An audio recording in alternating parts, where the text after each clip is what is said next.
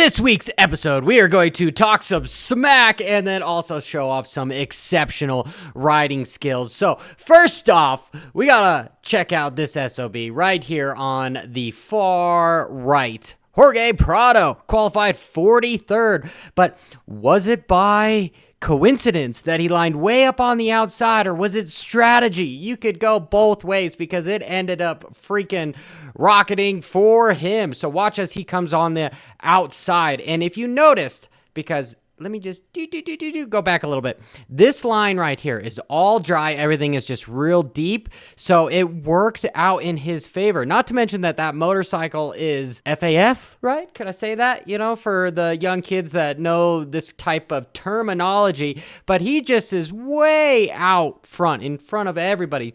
To be fair, he's rocketing ahead of a bunch of privateers, 3-digit numbers bikes that don't have crazy motor builders and crazy, I would say, R&D and just resources. So it makes sense that he's 2-3 bike lengths ahead of those guys and not so much the factory guys. But if you just use simple math, you could say that he's using quite a bit more surface area to get to the corner first, I would say.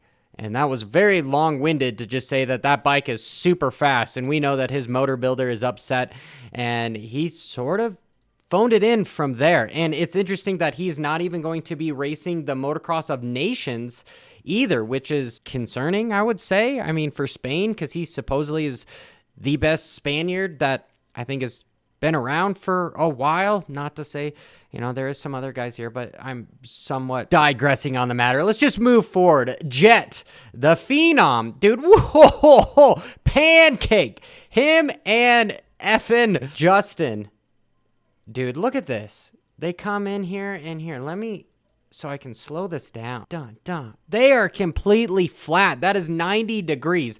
That is something that's just super cool. I really like the finish line tabletop here. I don't like the rollers in front of it because it makes it one line. I'll go over that in just a bit. But man, that pancake from both those guys was just supreme. Cooper could have put Jett over the bars, over the berm here, but he doesn't. And watch what Jett does. Instantly just leans back and lets that bike eat. Lets that HRC Honda eat. And I'll talk more about that bike as well because, woo, just goes around. And we know that those Star Yamaha bikes, yeah, they sound like weed whackers, but like a weed whacker had quotas with a jet engine, I would say. It's a weird, anybody that owns a Yamaha would know what that sounds like. So just incredible pass and just how he just leans back, putting all that weight on there. And he's squeezing hard with his knees. He is not holding on with his arms because we don't want arm pumps. So that's something that you guys should know is these guys ride with their legs, not their arms. And a lot of times when you reach back here, you get arm pump, it's because you're holding on too tight. He's not fighting inertia, which is super, super cool to see. Just and gets right around him. And Cole Davies, you guys know that I'm a huge fan of Cole Davies. I think he is the next big thing. And, you know, Daniel Blair would agree with me because he's supposedly the guy that found this individual from Aussie. But watch what he does after the finish line. Boom! Nice little bunny hop here. We'll back that up just a little bit because it's cool. You know, he just comes in here, okay? Just a little bit of cracks the throttle. Pops over, makes it into a double, which is super cool. And I got to give it up for Tom Vialle, okay? Since, yes, my thumbnail says about excuses and pancakes, he wrote something on Instagram saying that, hey, he didn't give up. There was just some bike failures with the shock, which I do think that the PR department should come clean with that stuff. They shouldn't just leave it till the end of the season to make these big quotes and piss everybody off, whether you're Prado or Tom Vialle or Saxon or any of these guys. You know, just say it as it's going on. You're not giving away any information, and then you just ride like you know how to ride. You're fast guys on motorcycles, best in the world, so just let your riding do the talking. And then if you let everybody know that your shock is failing or the bike isn't safe or whatever excuse you're coming up with, well, just that. You have an excuse to fall back on. Like, hey, it's not my fault. You know, I sucked because it's the motorcycle, right? Anyway, that's my whole view on it. I don't believe that this guy gave up whatsoever because he had 2 hole shots, you know, and then he ended up having the red flag, getting in the second hole shot. The guy rides fast. Yes, I am a big fan of Tom Vialle, so maybe there's some biasism there, if that's even a freaking word. I'd have to, Wikipedia that or add it to Wikipedia for that. But and one of my favorite lines of Budds Creek was Deegan, just coming from the backside of the track. Watch how he just comes in here, nails. You can see he's trail braking. He's using the rear brake as a foot peg, and he's just going to unleash and drop his elbow completely wide open and just hop over this roller downhill. Boom. I got to slow that down just so that you can see that he just turns it into a double. This is the type of thing that's just the new age of riding that these guys are doing, right? Boom. Right there. Up and over. Like, what does that feel like to just turn nothing into a jump, right? That is a total bicycle move there of just bunny hopping to be able to do things just like this, right, and then come over it. Just so freaking cool. Not to say that he isn't one of the most talented guys out there. Yes, he is. Living in a world of inches mean a lot and weight means everything. This front number plate, I know who makes it. It is Michael Shaw with Anchor Tape. This stuff is heavy, but it looks damn cool. It lets things breathe. And so if you guys are looking for that, I just thought you should know, okay? That's who's doing the Star Yamaha stuff. Super cool that he's able to do that, but it is a little heavy. They spray paint it to make it look white for mine. I wasn't ever lucky enough to have a 2-digit number, but that is super cool. If you guys are looking for that, hit up Michael Shaw. He is Jared Lesher's mechanic, the two-stroke phenom that did all the supercrosses on the two-stroke and also did most of the arena crosses as well. Mr. Duffy, look at his Garmin, because we got to love these Garmins. The Garmins are quite a bit expensive, especially this one, $970. Garmin, why are we making watches that are $1,200? Like, it makes no sense. But look at his watch. It says run. So after they go off, I'm assuming he hits the whole run deal and tries to make his PR to the mechanics area, and then during the whole moto, run it back and forth. I don't know, but that's kind of cool that his watch is set to run, which is interesting. And if I'm going more in depth on stuff, okay, this is what is this?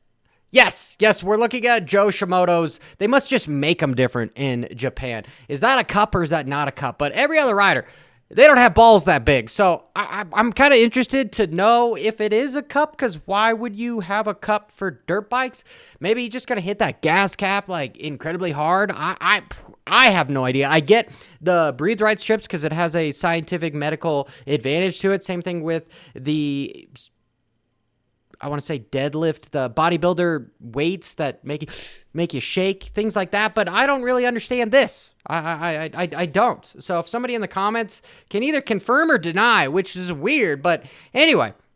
Okay, and then if we look at this, so a lot of these riders, they're not wearing any shoulder protection whatsoever. It's just a small little back guard and front guard. Yeah, I've had Ryan Hughes on the podcast before, and we talk a lot about safety equipment, and just it inhibits mobility. And these guys, they want to be able to be mobile because that's what's going to happen. But when they crash, they probably wish they had better safety equipment. So it's kind of a take it for what it's worth sort of a scenario here.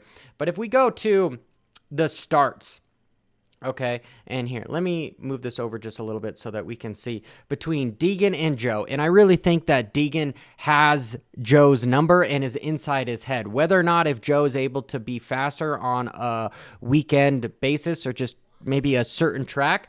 But what does he do here? He gets the start, and then he instantly moves way over on Deegan purposely, which he probably would have just ended up having the whole shot if he didn't do this, right? Because he purposely moved over. To me, that is, you don't want that rider in front of you. You don't want to have to pass him. You want to make sure he's behind you. So that is complete strategy. I do like, boom, as soon as he shifts gears, he's doing the same thing that his teammate Jett Lawrence did with straightening out those legs and just putting the weight way on that back end. But he does just completely cuts off Hayden over here and makes him stop. And then they ended up having words where I think he said F you to him during the red flag, which was, totally acceptable because that's what happened, right? But I do believe that he would have had the whole shot if he didn't purposely try to cut him off here. And this, back to Jett. Jett just comes over here, no brakes, not on the brakes at all. Just rop. And then watch this motorcycle. Okay, he comes down here. Look at the suspension. For one, he triples into that corner, but that suspension is so clean. It is so smooth. I don't know if it's trophy truck technology, whatever it is. This stuff just looks buttery smooth. It just completely just hops over all the bumps and is so fast, but yet you never really see it completely bottom. And then, as I alluded to at the beginning of this video, this section here, Budds Creek, I freaking hate it. Just take it out. I don't like it at all. It's these rollers, even though both Jett and Hunter is in front of Jett at the moment here, which I do think Jett let Hunter win this moto, but they go double, which is so hard to do. If you've ever ridden there, like these rollers, you're just mainly going to be turn them into 6 little rolls, right? You're going to look like a 50 on a whoop section, or even a double section, where you're just grabbing gas at the bottom of the transitions. So it is very technical. However, okay, from a fan standpoint, this stuff is boring to watch. Nobody goes to the outside, and really no passes happen here. The one fast line is just to the inside, and that's just it. It's just, yeah, take it out. Do something with it. I don't know. Change the track up a little bit. Turn it into a couple fast sections. I don't like the rollers. They're just trying to slow stuff down here. I get it, but it doesn't mean I have to like it, right? Yeah, so let me know in the comments as well what you guys think on that. And here, okay, Tomac. I love this line by Tomac. We'll show there was 2 riders, Hunter and Hayden, that were able to jump down here. You have Tomac that is not following where Prado's doing, where Prado's just going through the entire berm and slowing you down. He's coming out, and he's using that berm just as a guideline, which is perfect, but it's not slowing him down. That's how you should be hitting these berms. If there's not a rut there, you should be a foot to 6 inches from that and just wide open. And if it catches you, boom, it catches you, but you're not having to throw all this dirt behind you, and it's going to slow you down as soon as you're sucked in there. You might feel like you're going fast because you're wide open, but it's slowing you down if somebody had a Speedo on you, where Tomac, he's just wide open, just next to it. And if we watch him come over here, where, boom, this next Henry Hill, I believe where he is he's doubling over it. Boom. So minute, but he's using one of the acceleration. Honestly, I would say it's a braking bump at the top here. And he's using it as just a little lip. Super cool. And what would happen is if he came off with the front brake over that thing, that front wheel would go like this, and he would do the Sexton Iron Man takeoff. And back to a little bit of Prado. Prado was able to hold off Tomac and these guys for 8 minutes or so. So he can run the pace, but whether it's fitness, I don't believe it's his fitness. I'm kind of with him that he just potentially gave up. But anyway, here is Hunter coming over that thing. Doesn't look quite as nice. That thing is so scary, so far down. He cases it, but he's just out front, just having fun. And this is, we can see some of the other riders. I think this is Rider D here. You can see how steep that is, and they're just rolling over it. And here's Deegan. Boom. Nice and clean, smooth, barely uses some brakes, so is able to just haul effing ass. But that is the riding video. Make sure you hit that subscribe button and notification icon. Till next time, keep it WFO.